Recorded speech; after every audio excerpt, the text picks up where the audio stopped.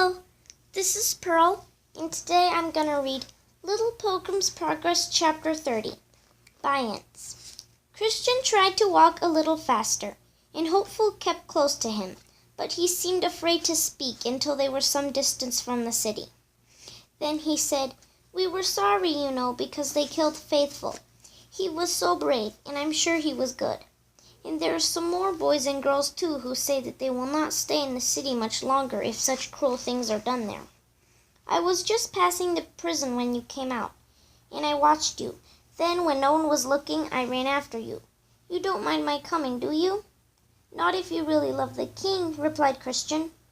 "I thought I should have to go the rest of the way by myself, and I shall be very glad indeed if you will come too." "Yes, I will come," said Hopeful. "I wasn't happy, and I always meant to run away some day." Christian was just beginning to ask how long Hopeful had been living in Vanity Fair when they overtook another boy, who was strolling very slowly on the sunny side of the road. He came from a city not far from Vanity Fair. The people who lived in it called themselves the king's servants and pretended to love him very much. But whenever the wicked prince or his servants came to see them, they left off talking about the king and behaved as if the wicked prince was their ruler.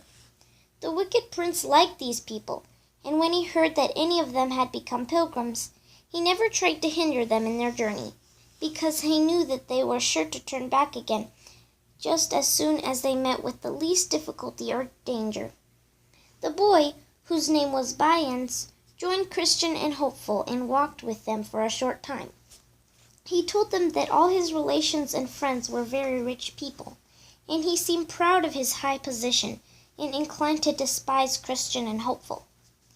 "Isn't it a beautiful day?" said Hopeful presently, for the sun was shining brightly, and the breeze was soft and pleasant. "Yes," replied Byants, "it is just nice for traveling, but pilgrims from our city never start in the winter. We always choose clear summer weather for our journeys. It is foolish to tire yourself with struggling against wind and rain." "There are storms even in the summer," said Christian.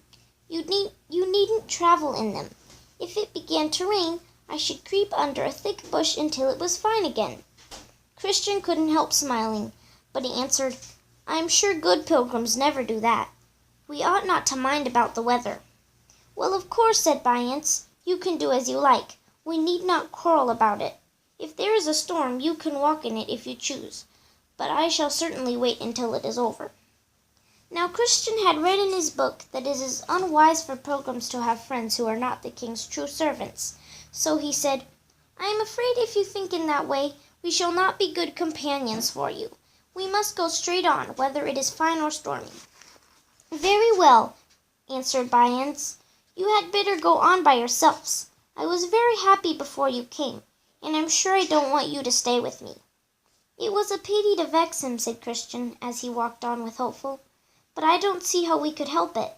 If he stayed with him, and there happened to be a storm, he might persuade us to turn back altogether." Byans had really been feeling rather lonely, and was very glad when Christian and Hopeful overtook him. But he was too idle and fond of his own comfort to be willing to serve the king faithfully as they wished to do. He put his hands in his pockets and tried to look as if he did not care when they left him, although he felt almost inclined to run after them and say that he did not mind about storms any more than they did. It would matter, he thought. They couldn't make me go any farther than I wished, no matter how much I promised them. They are silly boys, but their company would be better than none.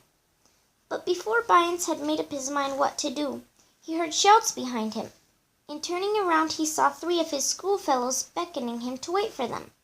"Where are you off to?" they cried as they came up to him. "There wasn't anything particular to do at home," said Byans, "so I thought I'd see how I like being a pilgrim." "We'll go with you. Who are those 2 boys in front? We saw you talking to them." "Oh, they are pilgrims too," replied Byans, "but not our sort. They are servants of the king. I told them I should only travel while the weather kept fine, so they said I might stay by myself. I don't see the use of plodding over rough roads in wind and rain. You may just as well stop until the storm is over." "Of course," said one of the boys, "but the king's servants are always like that. And if you don't exactly agree to everything they say, they won't have anything to do with you. However, what does it matter? Let them alone, and we shall be a nice little party all to ourselves."